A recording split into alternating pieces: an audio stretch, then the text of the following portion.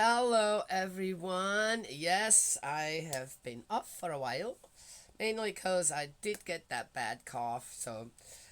And sometimes I just don't feel like making these videos. Done. Yep. Take a rest. Uh, but here we go. Next one.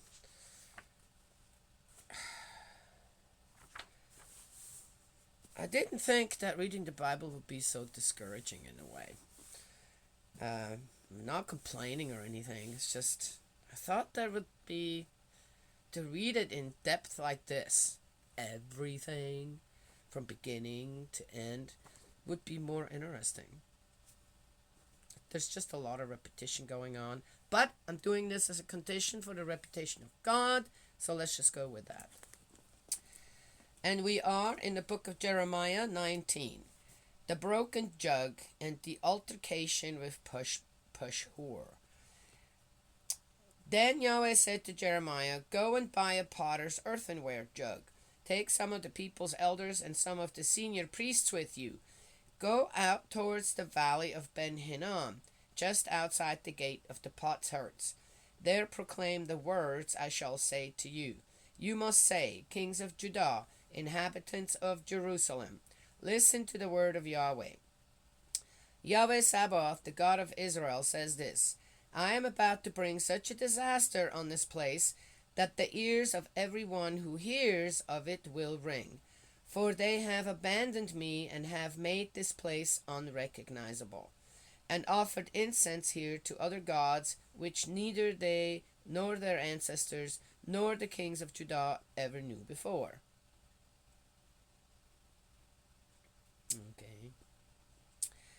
They have filled this place with the blood of the innocent. For they have built high places for Baal to burn their sons, to burnt offerings to Baal, a thing I never ordered, never mentioned, that had never entered my thoughts. So now the days are coming, Yahweh declares, when people will no longer call this place Topheth, or Valley of Ben Hinnom, but Valley of the Slaughter. Because of this place I shall empty Judah and Jerusalem of sound advice. I shall make them fall by the sword before their enemies, by the hand of these determined to kill them. I shall give their corpses. There's so much stuff comes to mind right now. It's hard to read. As food to the birds of the sky. By the hand of those determined to kill them. Wait. I shall make them fall by the sword before their enemies. I shall make them. God is going to make them fall by the sword of their enemies, by the hand of those determined to kill them. I shall give God their corpses as food to the birds of the sky and the animals of earth. Okay, wait. How is God portrayed here again? Wishy-washy, he says one thing, then he says another thing. What did he say ahead here?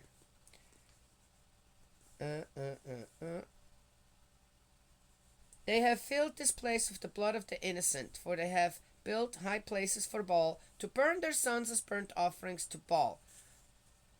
And he says he's never said to do that. Yet then, I'm going to make sure that the ones who want to kill you are going to kill you, and then you're going to be fed. Okay, what's the difference? Is there a difference between what supposedly Israelites have done with their own kids, or I don't know, and then how God delivers them to, and then has their bones or corpses laying in the street for the while they come again? But don't people notice this kind of stuff? I do. Okay, let's keep going. And I shall make this city an object of horror and derision. Every passerby will be appalled at it and whistle at the sight of all the wounds it has sustained. I shall make them eat the flesh of their own sons and daughters. Okay, that's just gross. Now, cannibals. Now, God's going to make wicked people into cannibals. Well, that will make things better. Okay.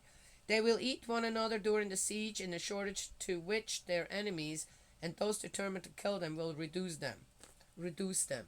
You must break this jug in front of the men who are with you, and say to them, Yahweh Sabaoth says this: I am going to break this people and this city just as one breaks a potter's pot, so that it can never be mended again. Okay. Topheth will become a burial ground for lack of other burial space. That is how I shall treat this place. Well, it's not going to be a burial place. He already said they're all going to be laying there for the wild animals and stuff, and they're going to eat each other. What do you need a burial place then for? Just saying. What am I reading here again? No wonder I have such a hard time going back to it. my throat's still a little hoarse. All right.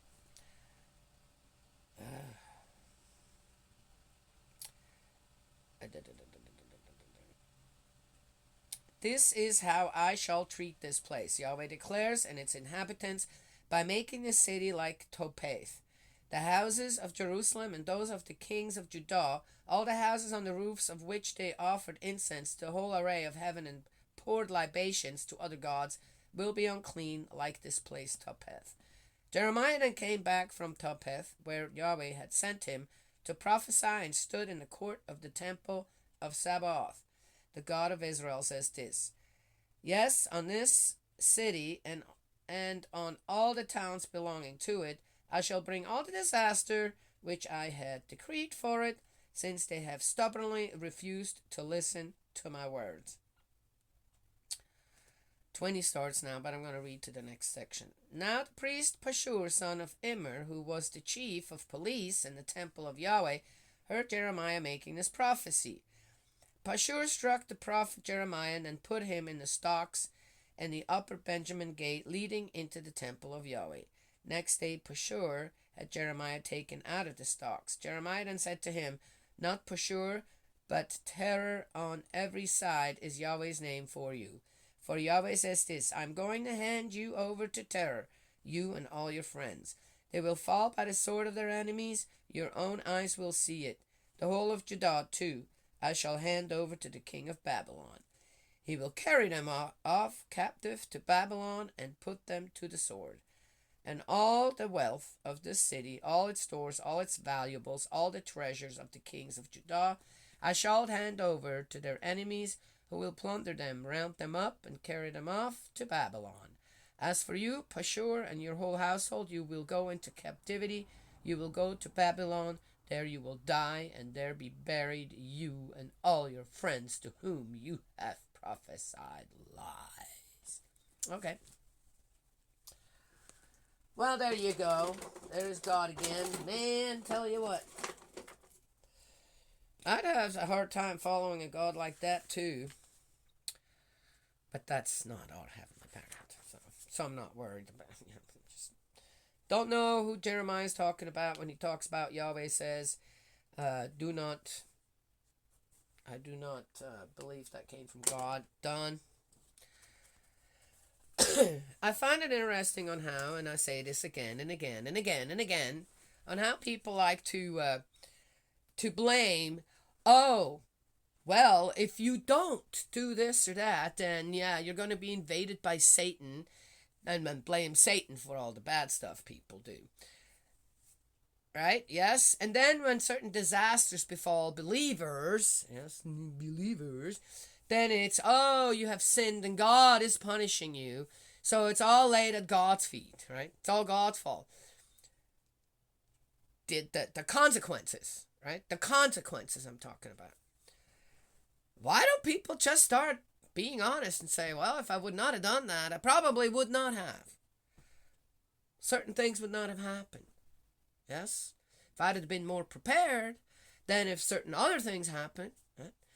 I mean, again, where are these famines all coming from? The people have to eat each other? The people eat each other?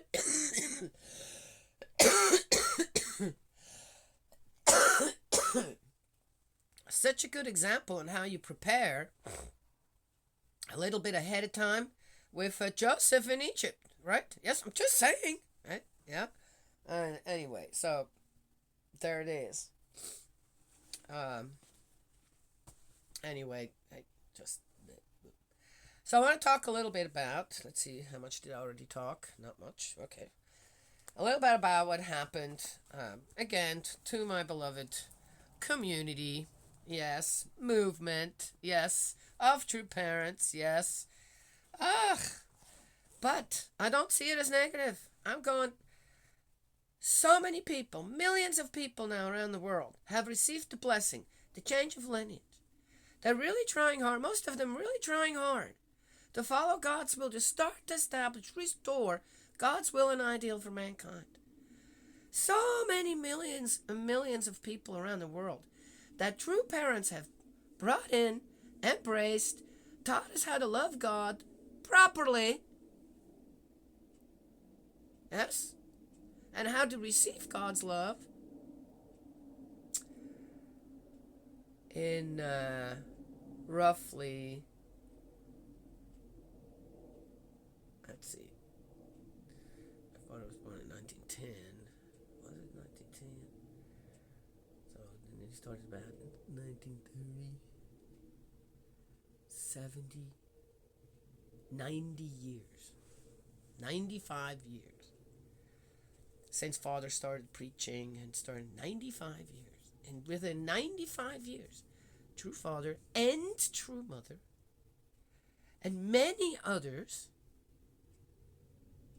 that were following True Parents' guidance and God's guidance,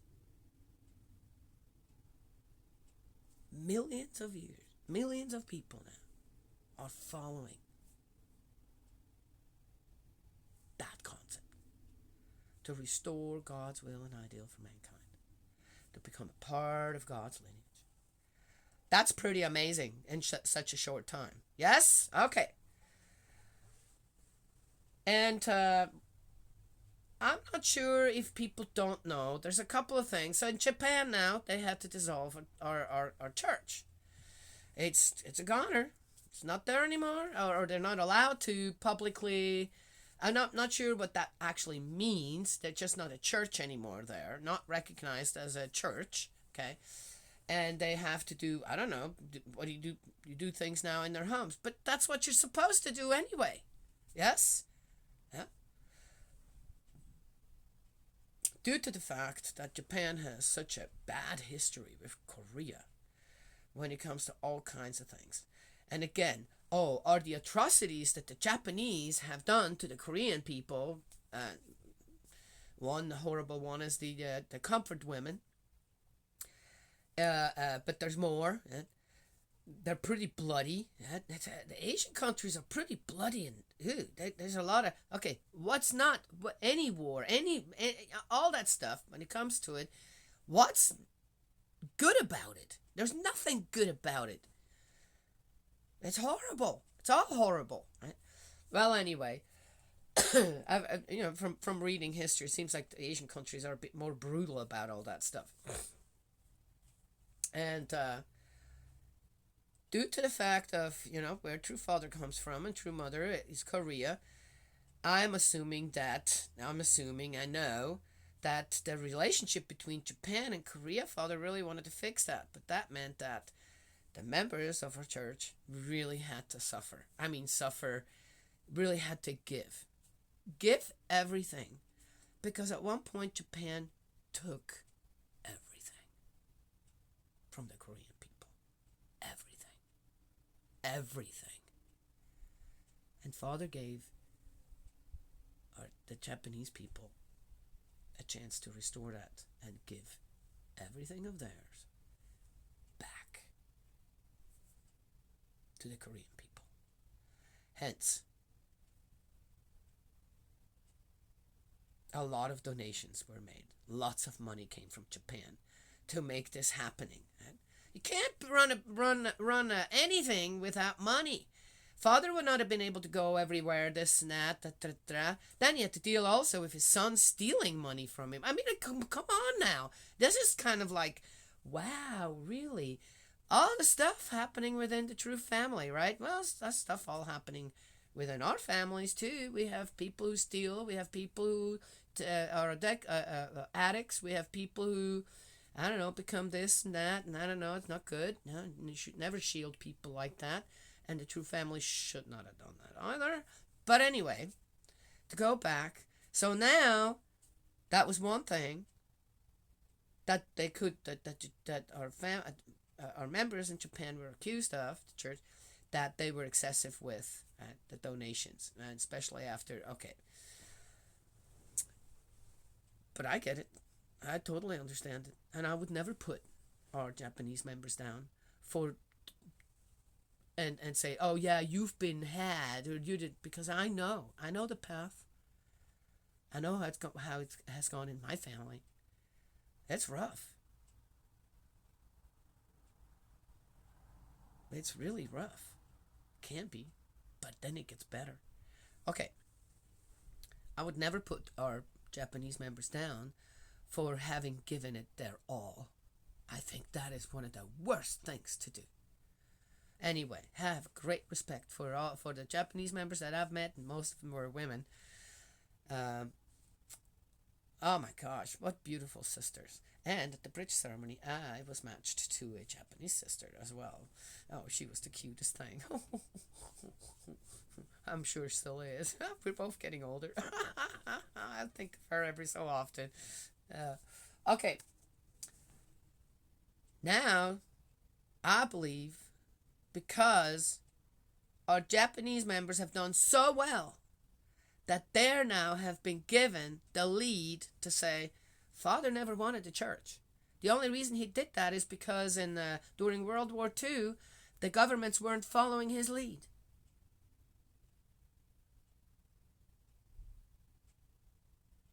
That's what it was. That's the reason why he had to start the church.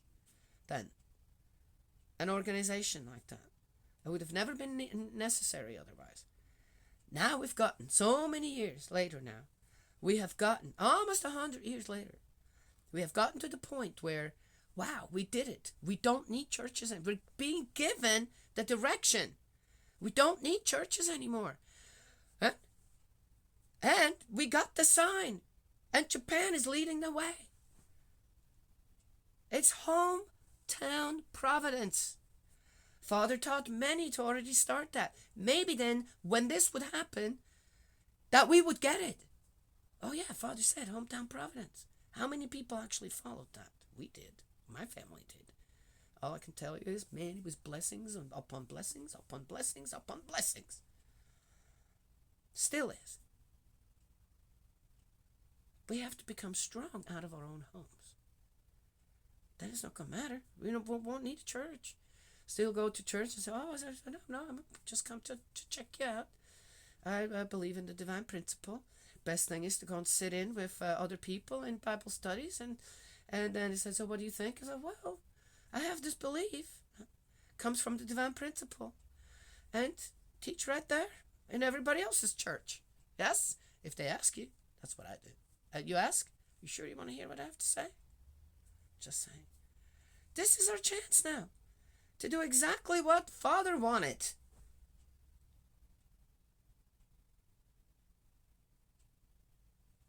Anyway, faith forward. That's how I see it. We don't need to demonstrate. We need to focus on doing it from our home. This is one thing I'm doing here. Right? Yes? Yeah. The prayer book of Father Rich. Thank you. my brother in faith, Eldridge. Yes. I'm so happy. Just so happy. Happy you're back. Yes. Anyway, let's see. That's how I see it. Faith forward. We don't need to go and demonstrate. We don't need to start a war online. This is the time. We've got the foundation now, and our Japanese brothers and sisters have laid that foundation first. Hence, they don't need the churches anymore there. They're good. They're leading the way on what to do next.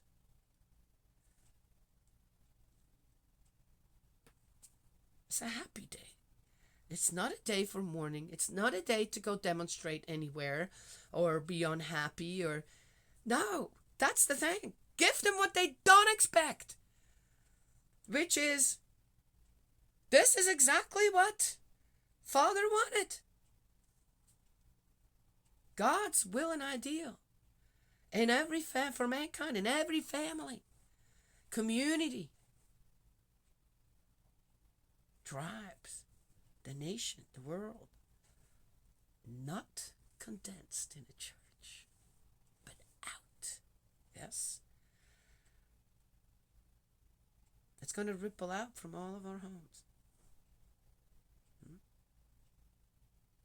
Some with greater force, some with a little less.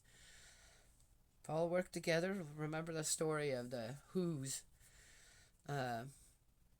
It's a story by Dr. Seuss, right? Where they needed to be heard.